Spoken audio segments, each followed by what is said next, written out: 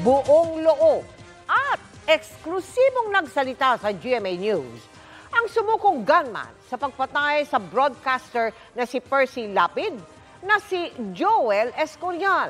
Ikinwento niya ang mga huling bili ng napatay na middleman na si Cristito Villamor Palanya.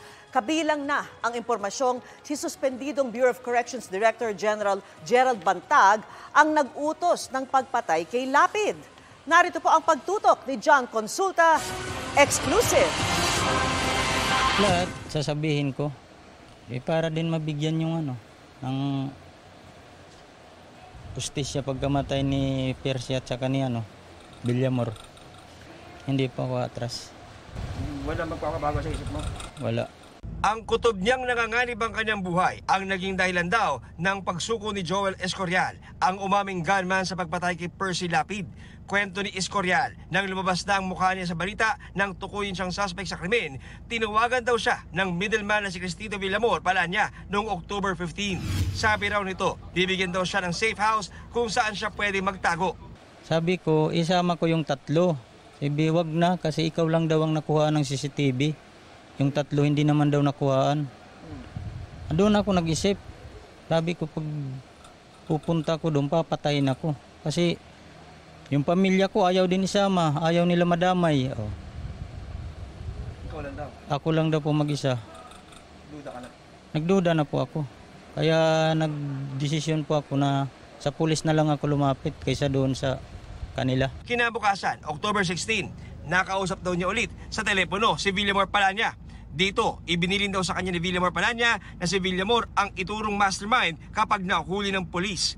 Pero may isa pa raw itong kabilin-bilinan sa kanya. Iningatan ko naman yun kasi buhay pa siya. Doon ko lang daw ilabas yung pagpatay na daw siya.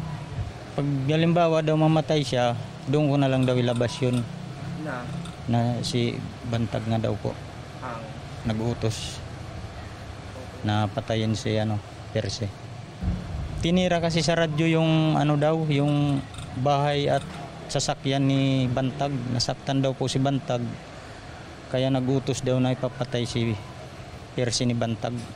Parang namamaalam na siya sa akin. Kasi nga po daw, pag nalaman daw talaga na doon galing ang trabaho, papatayin daw talaga siya. Ano sinabi mo sa kanya?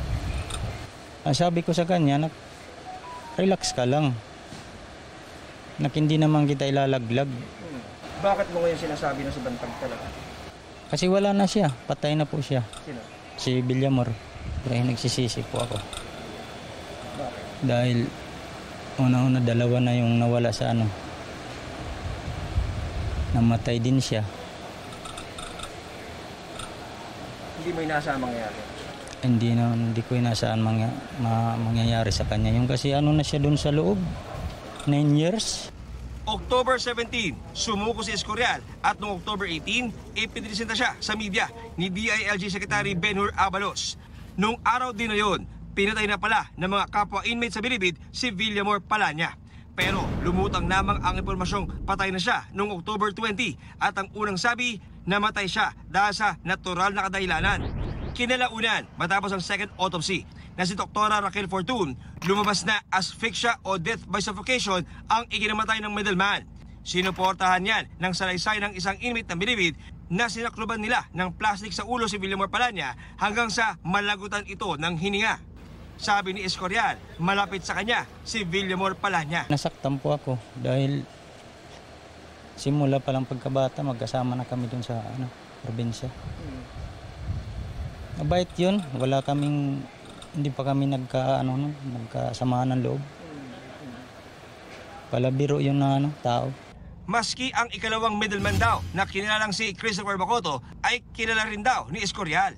Gabi-gabi raw mula nung kontakin siya ni Villamor Palanya para sa utos na ipatumba si Lapid noong September 5, tumawag na rin daw si Bacoto sa kanya mula sa kulungan sa BJMP. Kasi po yung tatlo, ang tumawag doon sa tatlo, yung kasama ko, si Christopher Bacoto. Sino tatlo? Ito yung... Si Israel Di Maculangan, Edmund Di Maculangan at si Orly po. Tulungan daw nila ako. Ayun na po, nagkita-kita kami doon sa Las Piñas. Matagal na kami magkakilala. Aywan ko sa kanya, ba't dinidinay niya ako na hindi niya ako kilala? Nandun nga yung mga manok niya sa akin. Siya nagpapaalaga sa akin, linalaban namin sa mga sabungan. Si Christopher Bacoto? Opo.